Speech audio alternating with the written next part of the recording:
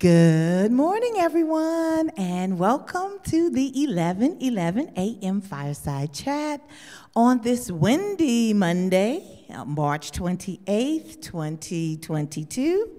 I'm Vickie Meeks-Miller, Community Engagement Manager, and I am joining you on this fourth and last Monday of the month. So on every fourth Monday, we are delighted to welcome one of Richfield's own to join us and share their knowledge, their gifts, talents with the community. So I am delighted to welcome Mr. Carol Dean Stenzel. I go by Dean. Dean, yes, sir. Yes, sir.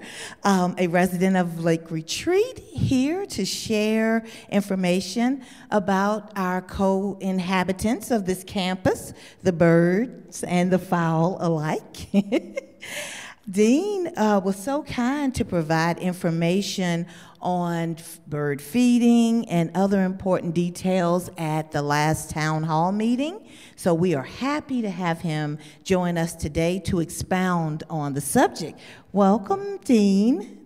Welcome to the Geese Speaks program. Glad to be here. We are glad to have you, and you have been involved with the bird population and helping to maintain and improve houses that were donated. We had about 50 houses donated by the United Way on their Day of Giving last year, and you are also a member of the Woodchucks. Yes. Yes, who intend to construct bird houses and modify those that were donated so that they will sustain the bird population.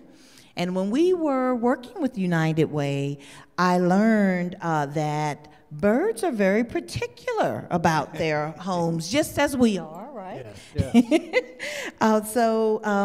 Dean, if you could tell us a little bit about what is necessary in a birdhouse to attract them and make them sustain life for those birds. Now, we talk about it. We call it bluebirds. So we have concentrated on bluebirds, and when we talk about birds, we're usually talking about bluebirds. Okay. Bluebirds are a little bit particular, and I brought a typical bluebird birdhouse. And one of the things that is particular about it is if you open it up here, the birds like to have a little distance from the hole down to where they put their nest. Mm-hmm. And there's a reason for that. And one of the things that this birdhouse has is a protector on the face here. The reason for this little extension here is it's to keep a predator, and mainly a raccoon, from being able to reach in and reach the eggs, okay? Now, if you see, and by the way, it may be difficult for you to see our typical birdhouses, or the bluebird blue houses, because the only one that we've really put up that's real visible is the one right next to the lower lake. Okay. And so you can see what they look like. And when you were looking at it, you may, what's this big piece of metal that's hanging on here? That happens to be a typical stovepipe. The purpose of that stovepipe is it keeps a snake from being able to crawl up the pole and get into the birdhouse, okay? Ooh. A snake, if a snake does that, it's going to eat the eggs or it's going to eat the bird. So it makes sense. That's the reason it's there. The trail, we actually are building what we call a bluebird trail. Yes. And this bluebird trail starts all the way back along Knollwood Road. Okay. The back of the campus. Yeah, the back of the campus. Mm-hmm. And there are, as you come, it's a trail. So that trail starts there, comes around, and goes beyond the garden, where the gardens are. Yes. And then it goes back behind the the oaks. Yeah, goes behind the oaks, and then it's going to go back over behind JCT. Yes. And the reason for that is we're hopeful when we get the bluebirds to come in here that they will go from one to the other, to the other, to the other. Right. Now, we've put a bunch of them up. one of the problems we're having is we know that there are bluebirds the front of the villas. Okay. However, the property in front of the villas is scheduled for some remodeling. Yes. So we didn't want to go and put birdhouses in and put them in the way of the remodeling that's going to be done Sure. on the front of the property here. Sure. So as that remodeling is done and completed, we will be putting some birdhouses, bluebird birdhouses over there. Right. Now, one thing that people don't realize with bluebirds is they're territorial. Mm-hmm. Okay, they want to have a certain distance. So we can only put bluebird houses 100 yards from each one to the other. Okay. Because they're that territorial. And we have some guests who have noticed that the little house, birdhouse on this side of the lower lake is being watched by a bunch of bluebirds who come in there, and some of the residents have noticed what's going on. It's the bluebirds keeping the other birds away. Okay. Okay. They come in there, and they look like they're going to go into that little house, and that little house is something like this one. Right. This is not, notice that the house I showed you here is made of cedar, and it's visible. Yes. And it's like wood. Well, that's because the birds kind of prefer that. They're not sure they like the paint. Right. And they don't care about decorating. You know, they're not interior decorators by any chance. So they seem to prefer this kind of natural wood, and that's why the bluebird houses are natural wood. I see. Now, we're going to modify these. This one, for example, it's not very far from here to there. So a bluebird, hey, that's not far enough. And I tell people, when you see all the bluebirds paying attention to this little house over here, what's happening is that's all the guys. Mm-hmm. The guys are out there shopping, and they're finding this house here. But when Mama comes along, Mama's going to say, I don't like this house. Right. And she's going to want to go somewhere else. That's what mamas do. Right. So, she's the one who's going to pick the house where she's going to lay her eggs. Right. And, but we will modify some of these. This one, you'll notice, has been suspended on a cord in a tree, and so it's swinging in the wind. Well, birds don't build nests in a house that's swinging in the wind. Right. They want a house that's up against a branch. And of all of these that have been put out, we've only found one that has a nest in it. Okay. So what do we do, 50 of them? Yes. Only one of them has actually a bird nest in it, or has been used as a birdhouse. One of the other little houses like this, if you're familiar with the area behind the cabins. Yes. Margaret Riggs has one of her houses. Behind hers, one of these little houses is now housing chickadees. Oh. And we were actually going to take one of these down and put in one of these. And she said, no, I've got birds in there, and I don't want you messing with my birds. Right. And she described the bird, and what she heard was the bird going, chick, chick, chick, chick, chick. Oh. And so we know it's a chickadee. Right. So we're watching that, and chickadees are okay. These birdhouses here are designed for chickadees, titmouses, and other various birds. Not every bird wants the birdhouse. An example of that are the robins. We have robins all over the place. You see them running across the grass. You see them listening to see where the worm is before they go in. They don't want a birdhouse. They're not looking for a house. So some birds like a cavity or a birdhouse. Okay. Some birds want to do it on the ground. They want to lay their eggs like the geese. Right. The geese lay their eggs on the ground, right on the ground. There are a number of other birds around here that want to lay their eggs on the ground. So we're putting these up. We hope to be able to put them in the front. Mm-hmm. And I understand that some of them like to use it sort of as an Airbnb. They'll come temporarily, Yeah. and you all have modified Yeah. some of these houses Yes, for that purpose. we will take some of these, we put them on a pole. There are some birdhouses out here that are on a stick, and they are being used. Good. We don't know what kind of birds. Now, you may wonder, why are we talking about bluebirds? Bluebirds are a native bird. Okay. They've been here forever.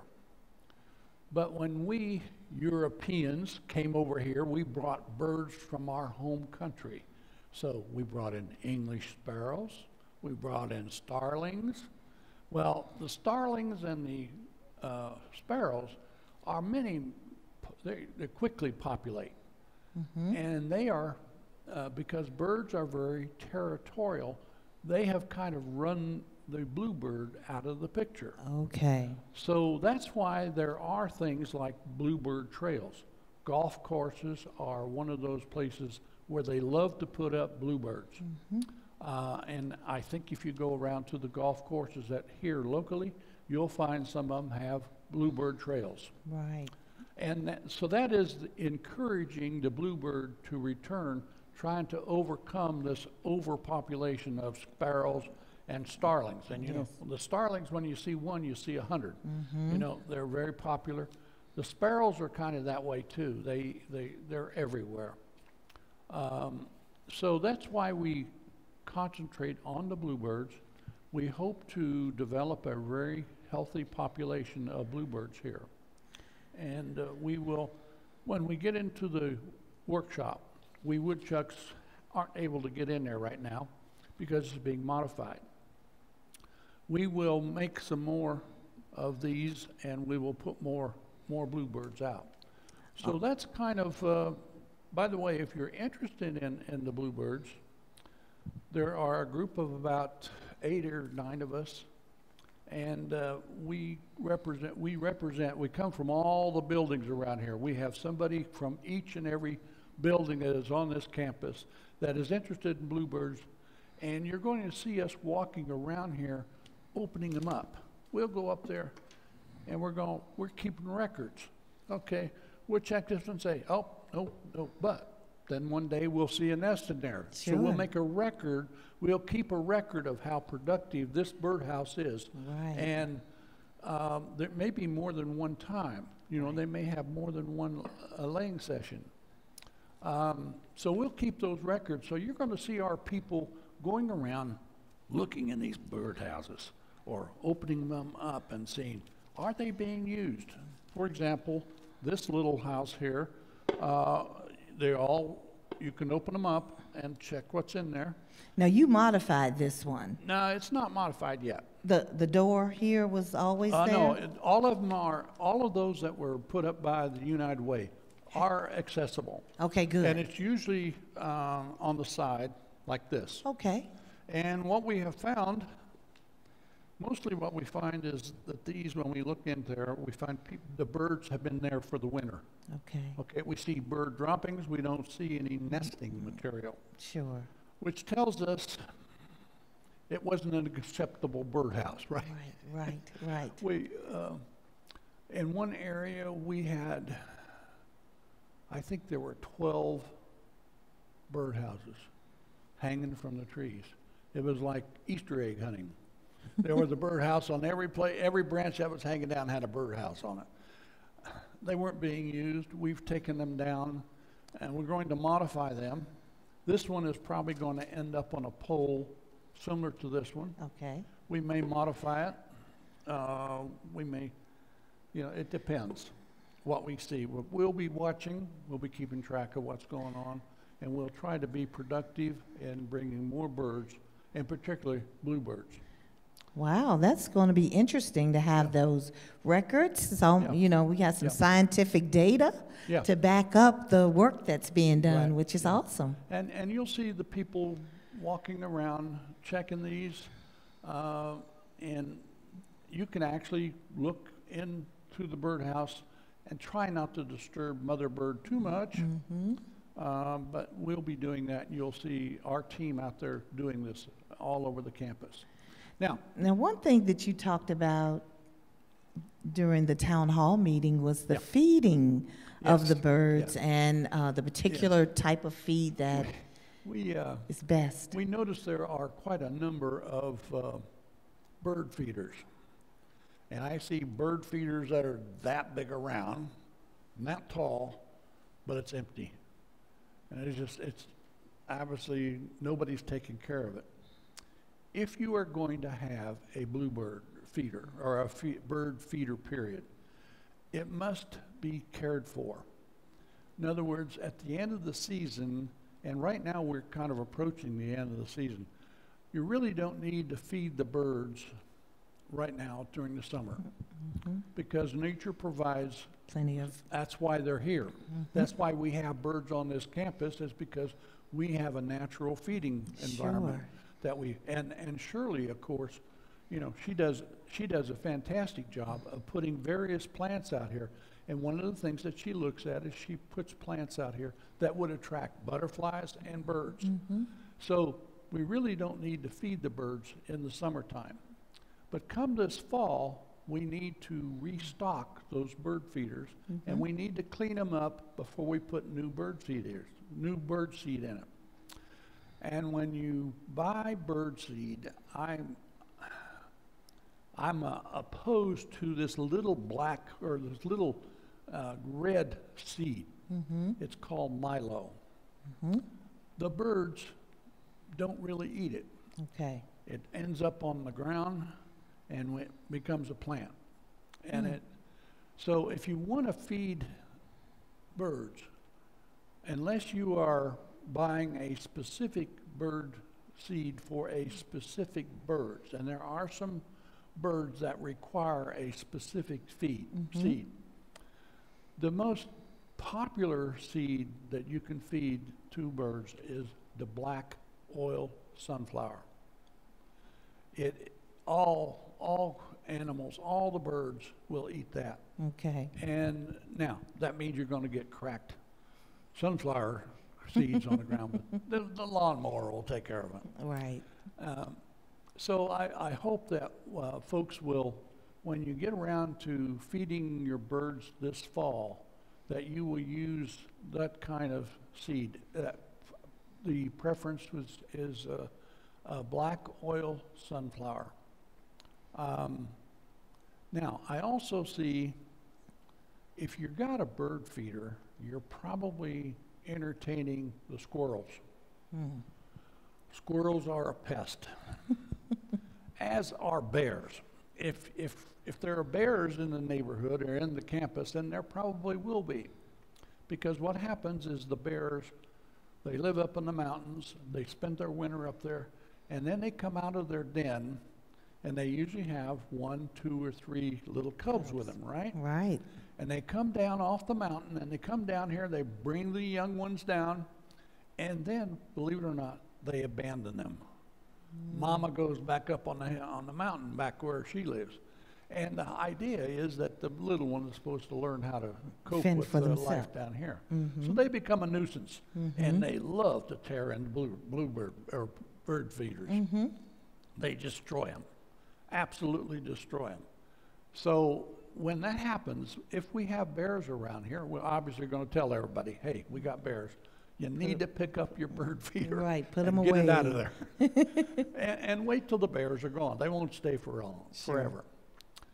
And now I come back to the other nuisance, and that is the squirrel. The squirrel, I don't care what you do, you cannot keep a squirrel from climbing up the bird house or the bird feeder, or getting on a tree and jumping off and coming down. They will get to the bird feeder. Yes. So the solution to handling squirrels is another device that I purchased over here. I bought this one at Lowe's. Now what this is this is a nice little house, got a clear window here, and what you put in the squirrel feeder is corn, cracked corn or whole corn. What happens is the squirrel comes up here, and he can see all that corn in there. How do I get in there? They learn how to lift the lid. And so when you put this thing up, it becomes very entertaining. My wife and I always had a couple of squirrel feeders. They never bothered the bird feeders because they got their own feeder. Right, right. And you could just hear them. Through the day, you'd hear, oh, squirrels are out there feeding again. That's the squirrel alarm, huh? Yeah, squirrel alarm. Now, this particular device, it costs $13 at Lowe's. It also allows you to put a corn cob right here, a corn.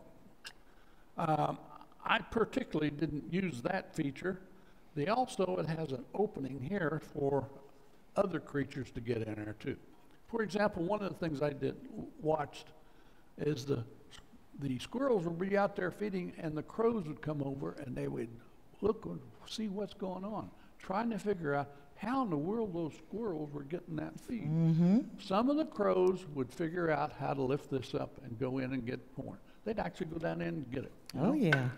So, I'm an advocate of putting up squirrel feeders, and if you happen to be one of those people who has your own bird feeder and you're being bothered by squirrels, I would like to know, because I would like to go put up one of these things so that you can also watch the squirrels feed. In fact, I think the squirrels are more entertaining than the birds. And they're awful cute. Yeah, yeah, they are.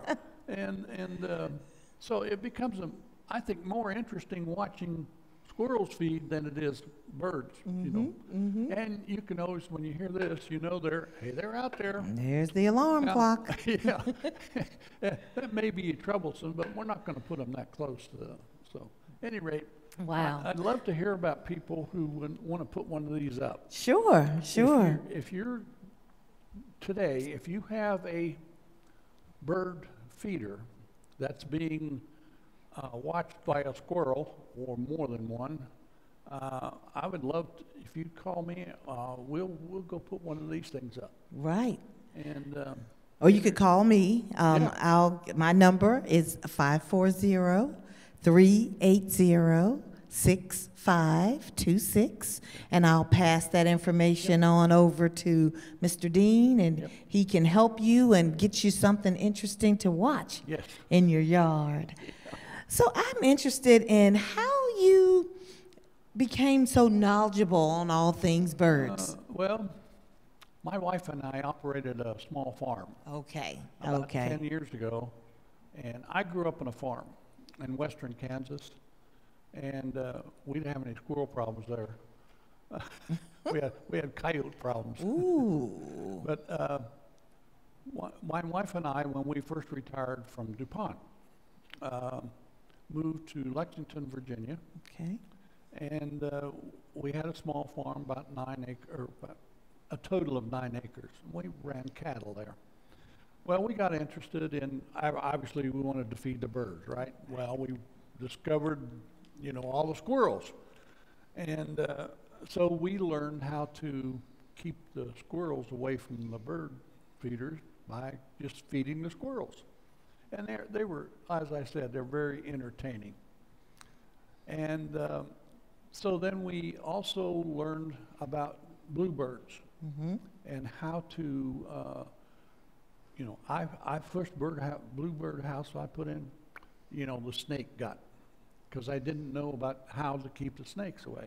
So I really learned about bluebirds from having lived through the environment. Okay. How do you keep the predators away from, and of course, being on a farm, it was a lot more open to all the critters. Sure. Than it is here. We have predators here, but not to the extent that we had on the farm. Sure. So I learned about bluebirds by putting up birdhouses and making birdhouses and making squirrel feeders, and I had my own shop, so I could do that. And so I was doing the woodworking, and so we got interested in that.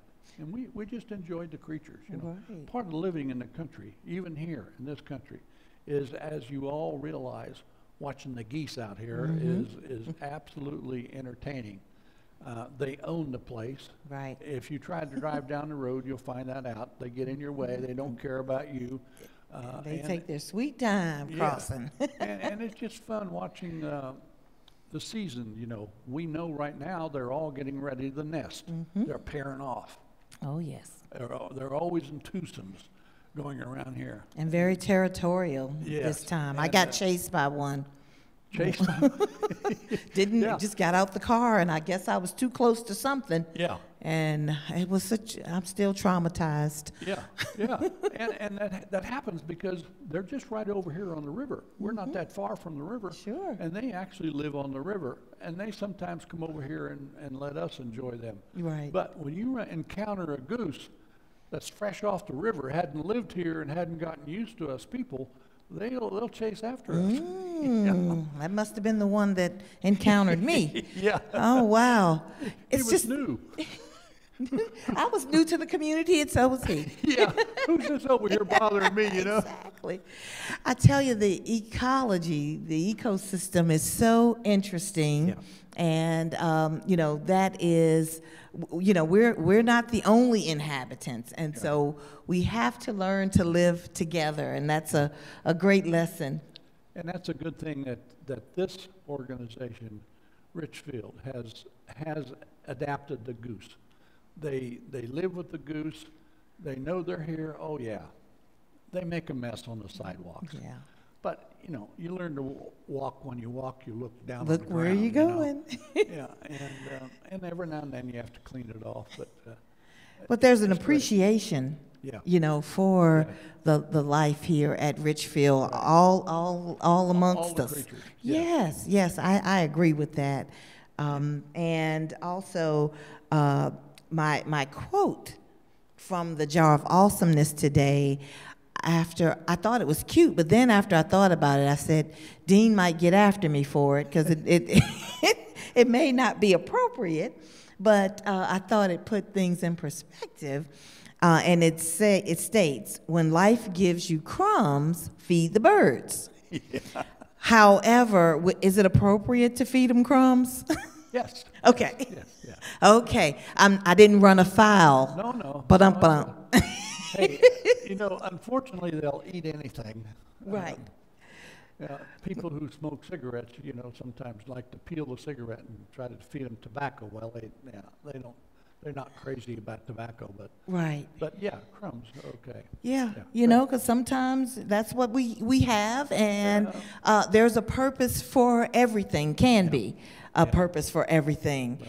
Well, you know, all of this information is very valuable, and we certainly do look forward to the work of the woodchucks, and we certainly thank the group that is already contributing to the population and looking out for them. And that's one wonderful thing about Richfield residents is you look out for one another as well as the other inhabitants of the campus. And so that's something that's so encouraging. It's, you know, sometimes the geese can be a little bit annoying, but like Jim was telling me, he likes to sleep with his sliding glass door open. Uh-huh. And the other night, the geese, all of a sudden, just big ruckus. And they woke him up, you know, and so you have to put up with that. That's right, just like any other noisy neighbors sometimes. Right. That's what happens in a community, but we appreciate all elements and aspects of Richfield living, and we certainly do appreciate all of your efforts to continue to sustain the bird population, the squirrel population that makes life much more interesting here at Richfield. Right. Well, wonderful. Did you have anything else in parting that you'd like to share? No. If you want to become involved with the birds, by all means, contact me or contact Vickie, and let us know, and we'll get in touch with you. We will have gatherings, and there are things to keep you active with the bluebirds. Wonderful. When we're going around. Unfortunately, bluebirds don't like to live right in front of your window. They like to be around shrubs. Right. And trees, and there's a reason for that. When the little ones come out of the nest, they need to be able to fly over to a shrub nearby. Right. You don't have to get on the ground because there are more predators Predators on there. the ground than there are in the shrubs. Right. So for that reason, the bluebird houses are difficult to find. Right. You have to know where they are, so that's a reason for that. Well, we look forward to the Bluebird Trail and hopefully a map maybe to tell us where they'll be located. We have a big map, and we haven't figured out where to display it.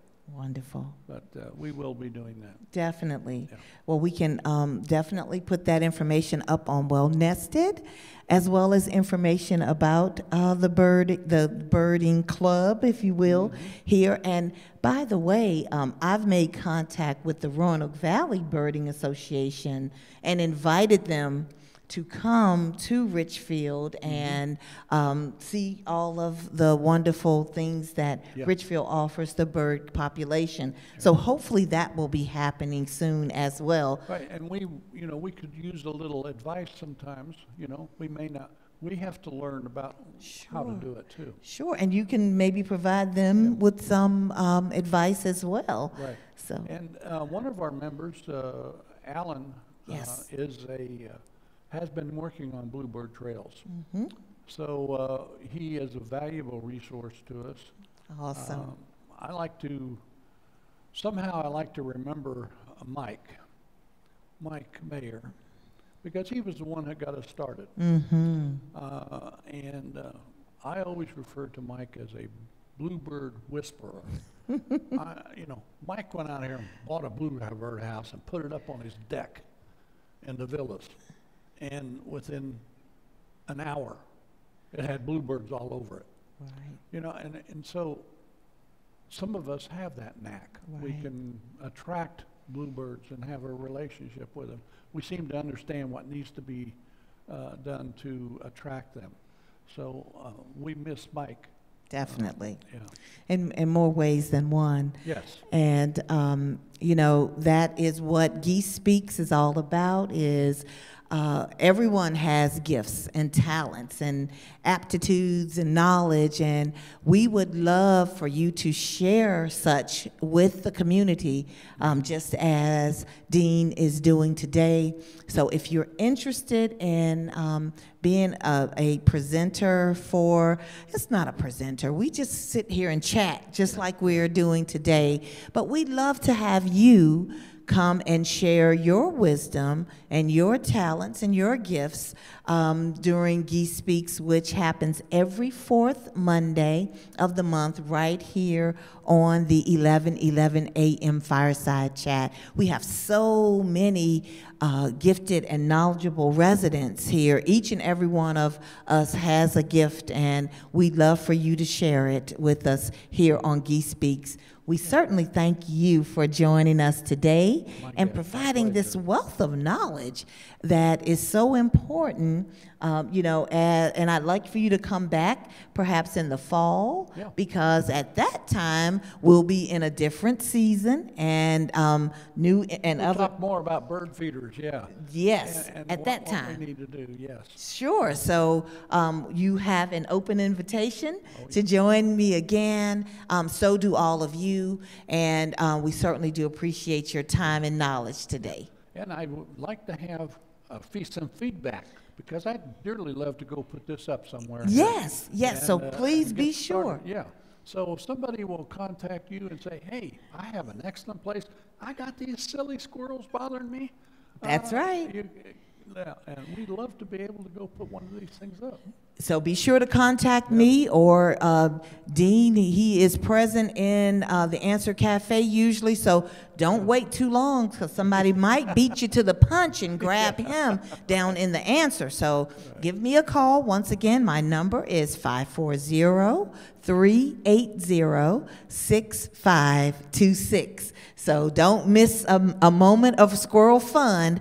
Give me a call, and you might be the recipient of this fun I guess, lots of viewing pleasure if you like the squirrels. So definitely give me a call, or you may see Mr. Stenzel in the Answer Cafe, and you can talk with him as well.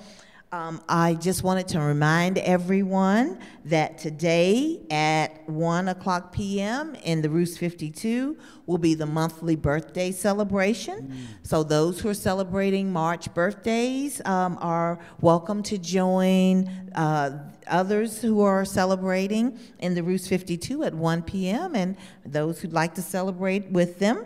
Also on Wednesday at 3:00 p.m., afternoon tea in the Quill will be provided, as well as on Thursday, bocce ball on the Oaks Lawn at 3:30 p.m. I think the weather is supposed to be warmer on that date, so we lucked out there that it wasn't today and will be on Thursday. And then on this coming Friday, join Susan Bryant for the Physical Wellness Chat right here on Channel 62 at 11:11 a.m. So those are just a few of the highlights of the week.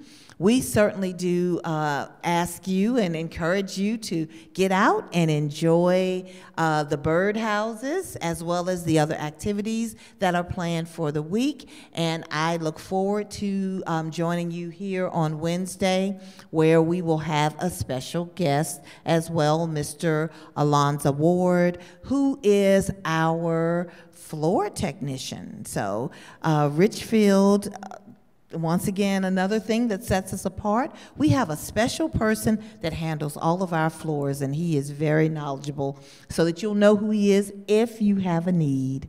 So once again, thank you all so much for joining us today. Thank you for our in-person studio guest, and we really do appreciate you all joining in, and enjoy the birds. Thank you very much, and have a wonderful day and a wonderful week. You're probably on the camera.